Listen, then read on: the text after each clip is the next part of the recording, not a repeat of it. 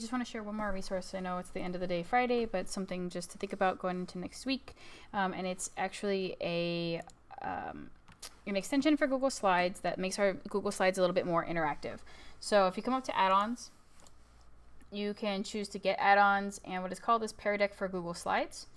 So I click that. It has a free version that includes like 4 types of questions. Right now they have a 90-day trial for teachers that lets us use it as a full feature, and then you can add audio to your slides, you can drag and draw. So it gives us features to make our slides interactive. And pretty much as you've made your Google Slides, if you have places where you want to stop and pause and ask for the kids to give you back feedback, either in a multiple choice, they can respond with a number, they can respond with a written out answer, or any type of drawing, we can insert questions on slides. So for example, this is from our digital citizenship, the 8th grade lesson 1. Let me shrink myself so you can see the bottom. I included so there's these 2 questions, and I want the students to be able to type a free response back to me. So I just click text, and then what it does is it adds this little banner at the bottom. You just leave that there. That means now when the students see it prompted, they're going to see this slide, and then a little text bubble is going to pop up right next to it where they can actually respond to it. And when they respond to it, it'll look like this for them. Oops, actually, let me pick a better one. This is the teacher dashboard. Okay. Loading. Okay. So the students will see their slide's going to look like this, actually. And then we as teachers, so they basically see the slide and they have a place to answer, right? We as teachers will then see their responses as they type them. So my volunteer student today, Miss Bredesen, just typed yes. And we can actually give them back feedback and be like, hey, use more words than that, which I probably would say. But we can choose to see this feedback for each of the slides that they turn into us, which I think is cool, and it's sort of self-paced for them. And then we have a couple different options. So the other type of question I used in this is these drag and drops. So they give us these little icons. I chose 3. You can choose the shape. You can choose what they are. And if you were to put like a map down maybe, and you wanted them to where is this on this map? You can have them drag and drop and put a drop there. For this, I want them to choose something. So they have these little things that they'll be able to drag and move over in place.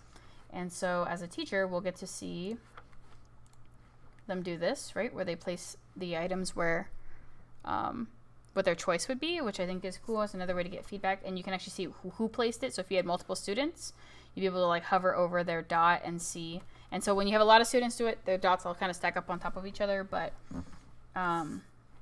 you get the point. And then any other, I think those are the only 2 that I used really on this for the type of question, but you can use multiple choice. You can set up a multiple choice question for the students on a slide that they have to answer before it'll move them on to the next one. And you can set up a draw. So if you are a math teacher and you have a graph on your screen, you can have them oh, this is the blah, blah, blah. And they put their slope in and they do their best to draw it for you on there and then turn that into you. So it makes it interactive for the kids to walk through sort of a Google slide presentation.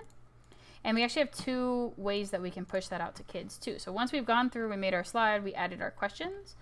And note that the question here, when I push text, all it's going to do is whatever's written on this slide is going to prompt them to answer text. So you don't add the question to the side of it. The slide is the question.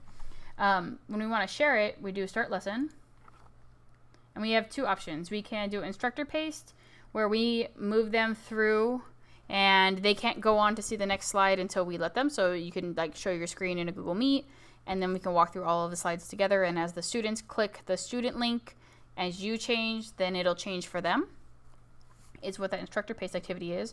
And you can do that if you want to do it synchronous. If you want to do it asynchronous, where you send the kids a link and then we wait for their feedback to come back, we'd pick the student paste activity, which is what I chose to do, so I can send it out to my students for next week.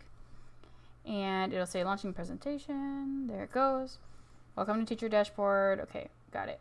And what it does is it gives you this. So you actually have a link right there that you can copy, and it gives you the option to it, or you can click just to send that straight to Google Classroom.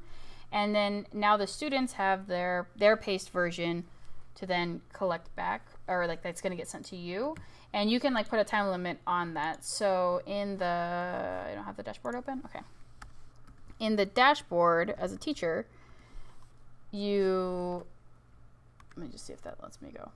I don't want to click that. I did that last time. You do your teacher login. Here we go. Okay, sessions. So this is what you have like open and pushed out. So that one I just clicked right now was this self-paced one. And let's say I wanted the kids to have until Friday today to finish it. And if they didn't, it can turn it into a pumpkin by clicking these 3 dots and turn off student paced. And now that link, basically the kids can't do it at that pace anymore. They can't follow it. And you can end the session altogether, which kind of like voids that link for them. But then still lets us then see what their responses were. So it's kind of a cool tool. I tried to make this quick and short, and happy Friday and have a good weekend.